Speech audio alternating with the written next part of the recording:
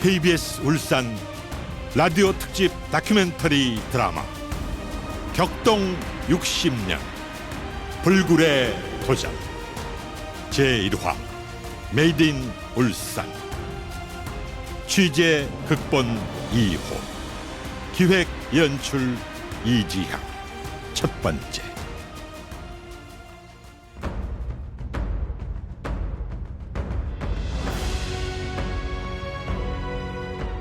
사랑하고 존경하는 울산광역권 애청자 여러분, 다큐멘터리 드라마 격동 60년 불굴의 도전입니다. 그러니까 이 드라마는 과거를 모르면 미래도 없다는 역사의 준엄한 가르침을 되새기면서 울산 공업도시 건설이 시작된 지난 60여 년을 돌아보고 대한민국 경제 도약의 출발점이 울산이었다는 것을 상기하면서 미래의 획기적인 발전을 위해 울산 KBS가 야심차게 기획하고 지역 방송국으로서는 최초로 울산에서 유일하게 방송하고 있는 겁니다. 그러면서 또 한 가지, 모든 연기자들이 직접 출연해 드라마를 제작하는 전 과정이 생생하고 리얼하게 KBS 울산 방송 유튜브를 통해 송출되고 있습니다. 말 그대로 보여지는 라디오 드라마를 제공하는 것이죠. 그리고 다큐멘터리 드라마 격동 60년 불굴의 도전에 등장하는 많은 실존 인물들. 박정입니다. 우리 울산 광역권 애청자 여러분, 오랜만입니다. 잘들 계셨지요? 태화강 일대가 대단히 아름답게 바뀌었다면서요. 내가 김재규 그놈 자식만 아니었으면 삽교촌 행사 끝나고 울산 가서 공업센터도 둘러보고 우리 시민 여러분들하고 막걸리도 나누고 싶었는데 언제 한번 만나 뵈러 가겠습니다. 정규영입니다. 대통령 각하께서 울산에 처음 오셨을 때에는 호텔이 뭡니까, 호텔이 그냥 모텔 하나도 찾아볼 수가 없었고, 그렇고 해밭에다가 좁은 도로에 흙길이 전부였다 아닙니까. 그랬던 울산을 태화 강변 아산로도 제가 그냥 아스팔트를 쫙 깔아가지고 울산 시민들한테 기부를 해드렸는데, 그 천국에서도 먼저 개척을 해야 되고 개발을 해야 될 것이 아주 많다고 저보고 그냥 빨리 오라고 그래가지고 아주 급하게 87살밖에 안 된 2001년도에 울산은 후진들한테 맡기고 천국으로 떠났는데 그 사이에 뭐 엄청 발전했다면서요? 우리 정 회장은 여전하구만. 이 앞으로는 상상도 하지 못할 정도로 해상 도시까지 합쳐서 세계적인 대도시가 될 거예요. 울주군 지역에 소속된 석유화학단지 그거 울산공업센터가 들어서기 전에야 상상이나 할 수 있었겠어요. 저 깊은 바닷속 밑에 엄청난 해저 자원이 있을 거라고 예측한 자료들이 있었는데 그것까지 터져 나오면은 정말 특별하고 굉장한 도시가 될 거예요. 하여간에 자동차하고 조선은 전 세계에서 뭐 쩡쩡거린다면서요. 자, 머지않아 한번 둘러보러 울산에 다시 가겠습니다. 뿐만 아니라 김종필 정보부장, 김용태 경제고문, 이정림 대한유화회장, 이병철 회장 등등 당시 등장인물 전부 AI로 환생시키지 않고 살아있는 자연산 그대로의 그 육성 녹음으로 찾아갈 겁니다. 자, 이제 큐.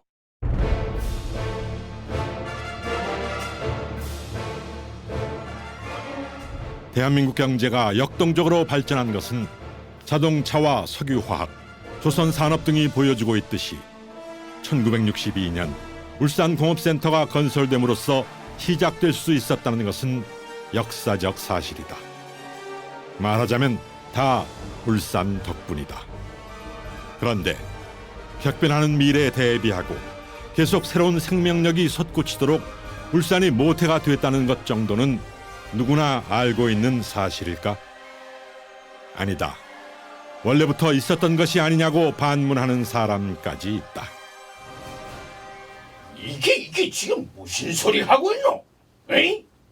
이 세상에 원래부터 있었던 게 뭐가 있더라?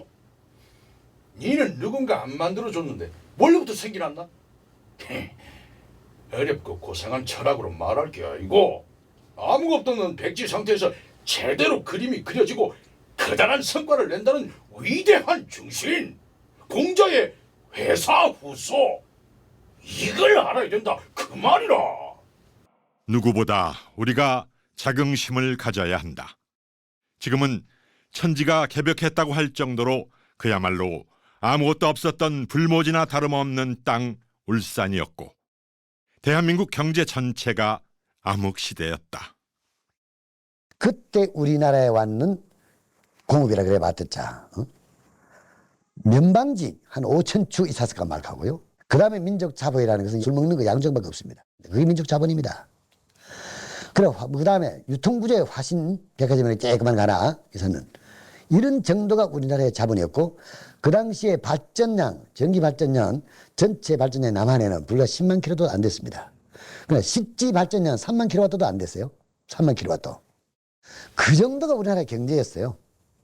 아무도 없었습니다. 뭐가 있었습니까? 한국경영자총연합회 회장이면서 전 코롱그룹 이동찬 회장의 회고였지만 암흑의 터널이었다. 그러나 이 땅을 덮고 있던 가난의 역사도 분명 인간에 의해 그 외투가 벗겨지고 불태워진다. 그리고 60년이 지나 이제는 새로운 울산을 구상하고 설계해야 지속 가능한 미래를 열어갈 수 있다는 주장도 나온다. 경남대 사회학과 양승훈 교수 얘기다. 울산은 사실 서울에 올라가지 않고도 비수도권에서 괜찮게 우리가 땀 흘려서 열심히 일하면 사실은 잘 살 수 있고 중산층이 될 수 있다는 사실 서사를 전국적으로 만들어 놓은 도시입니다. 우리나라가 지금 이제 경제적으로 전 세계적으로 지금 뭐 미중 분쟁도 있고 여러 가지 문제들이 있는데 이럴 때 이제 제조업 기반이 단단한 도시들이 있어야 해외에서 만들던 것들도 다시 우리나라로 가져올 수도 있고 한데 이제 그러니까 다시금 어떻게 기회를 조직할 것인가, 제조자들 특히 제조 엔지니어들을 채용할 여력이 있는 소재, 부품, 장비 분야랄지 혹은 다른 종류의 고부가 가치 제조업을 어떻게 울산을 만들 수 있는지 생태계를 단단하게 할지를 고민해야 될 것 같습니다.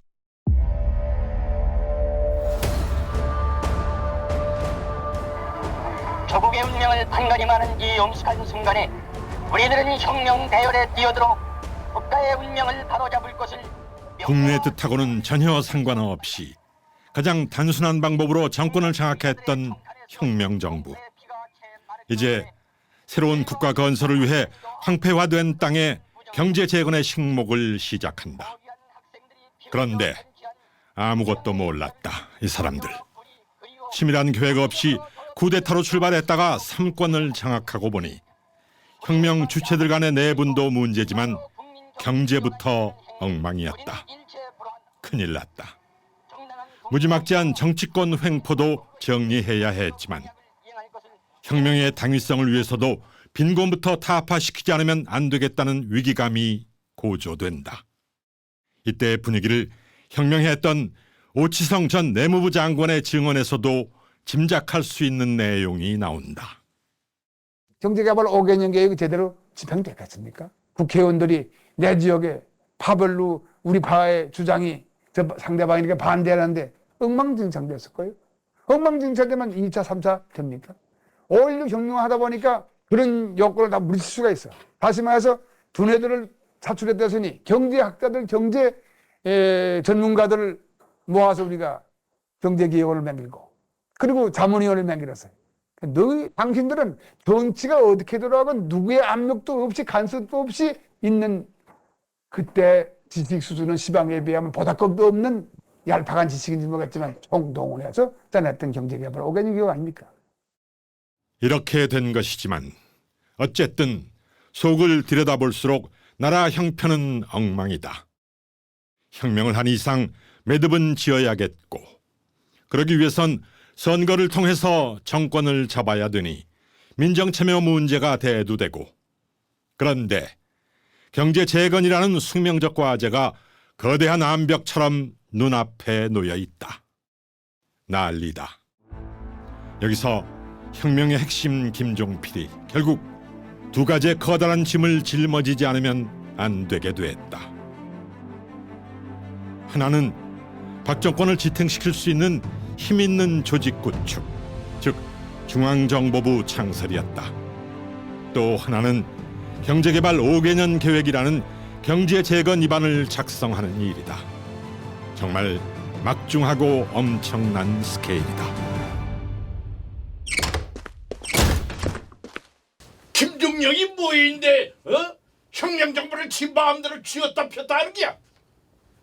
그러면 박 장군 당신이 할게요? 너 뭐야 이 자식아? 네가 김종필이하고 같은 충청도라고 벌써부터 파멸을 조성하고 감싸는 게야? 박창암, 경제 재건이 아무나 할 수 있는 게 아니여. 누구도 안 하려고 하는데 그럼 박 장군 당신이 할게요? 김용태, 당신은 잠자코 있다. 아이고, 나 이거 이 자식이 이건 눈에 뵈는 게 없나? 야 박창암, 너 권총 차고 공갈 치고 있는 거야 시방? 이들이 뭐 어떠라고 있는 거야 지금?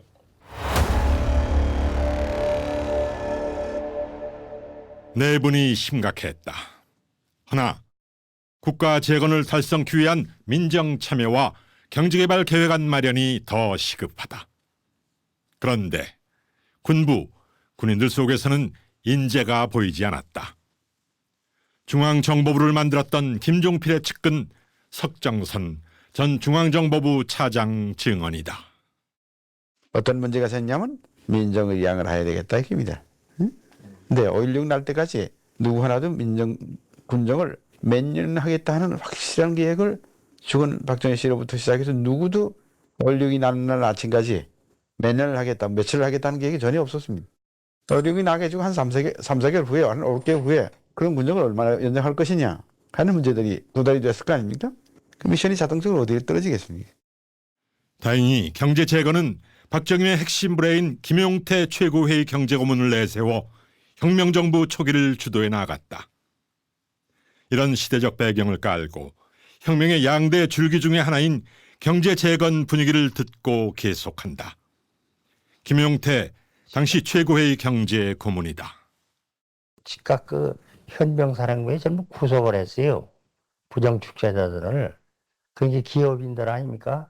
그래서 그걸 부정축제 처리법을 정해가지고 그 사람들한테 재산을 환수하느냐 이런 문제가 나와가지고 혁명 주체들 사이에서도 여러 가지 이제 말이 많고 어떤 계층에서는 이제 그 하여간 정권을 좀 먹고 한 사람들이 이게 아주 그냥 흔히들 쓰는 거 없애버리자는 패도 있고 여러 가지 있었지만은 그 사람들의 그 자금과 또 그 사람들의 경륜, 그 사람들의 기술 이걸 우리가 사야지 우리가 갑자기 기술이 있냐 자금이 있냐 경륜이 있냐 그분들 그렇게 해서 안 된다.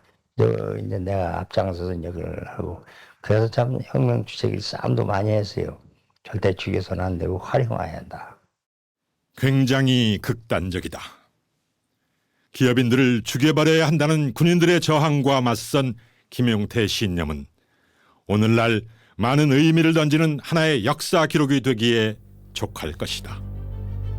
이제 시차를 넘나들면서 울산공업센터 설립에 절대적으로 힘이 되어준 중앙정보부 창설 배경을 짚어봐야 되겠고 경제개발 5개년 계획과 경제재건의 바탕이 된 울산공업센터 설립을 중심으로 수도권 개발과 손을 잡을 구로공단 조성 비화까지 격동 60년은 포문을 연다.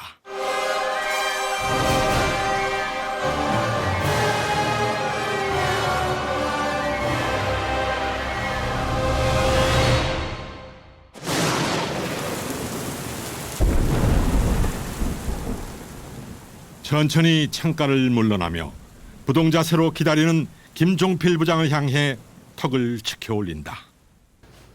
왜 이렇게 시끄러워? 최고위원들이 왜들 그렇게 잔소리가 많아? 저도 소란이 일어나고 있다는 거 알고 있습니다. 알고 있어. 최고위원 주장이 뭔지도 알고 있어. 네, 알고 있습니다. 알고 있다면서 시끄럽게 내버려 두고 있는 이유는 뭐야?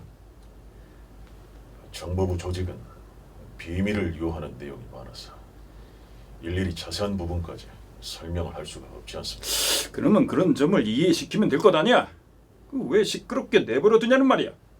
최고위원들한테만 설명을 해서 되는 게 아니고 동지들 전부에게 정보부 조직과 업무 내용을 설명해야 되는데 그건 정보부로서는 있을 수 없는 일이고 그렇게 한다고 해도 시끄러운 건 마찬가지일 겁니다.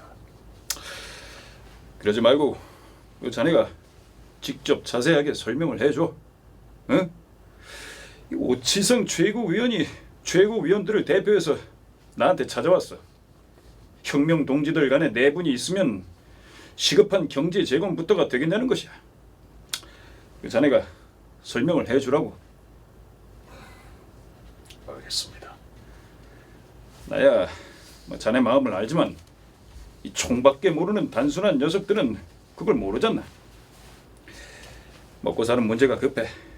그러니 그 알아듣도록 설명을 해주는 게 좋겠어. 혁명할 땐 혁명 주체가 필요하지 정치할 땐 그건 필요 없는 놈들이다. 너희들이 앞으로 이 새로운 세대의 주체 세력이 된다. 뭐 이렇게 되니까 뭐야? 혁명을 혼자 했고 나라거든 너 혼자 해? 이렇게 자꾸 불려지기 시작하더라고요. 그러니까 대통령께 뭡니까? 글쎄 난 잘 모르겠는데 그 말도 좀 두고자고. 그런데 여기에서는 두 가지 주장이 나온다. 하나는 중앙정보부 창설 임무를 맡았던 석정선의 주장이고 또 하나는 혁명 직후 미국의 중앙정보부, 즉 CIA 분실장으로서 한국에 근무했던 피어드 실바의 주장이다. 먼저 석정선 전 중앙정보부 차장 증언. 일부 옥상옥적으로 그 외에 원육 장군이 하는 무슨 또 합동수사본분이 뭐니 이런 정보기관이 난립을 해서 경무대 대구 충성 경쟁을 하고 서로들 모함을 해서 싸움들을 해가지고서 이제 서로 장군들이 진급을 하고 파면을 당하고 뭐 형무소를 가고 그런 싸움이 그치지 않지 않았습니까? 그럼 이걸 어떻게 빨리 제거하느냐 하는 식의 문제. 이걸 제거한다는 문제는 그런 국가 레벨의 그런 수사기관이나 국가 레벨의 이제 그 정보는 아미 CIC나 아미 그 HID나 뭐 이런 들 떠난 또 상부기관에 그런 기관이 창설이 돼야 된다는 걸 읽었던 겁니다. 실바 분실장의 증언은 내일 계속된다.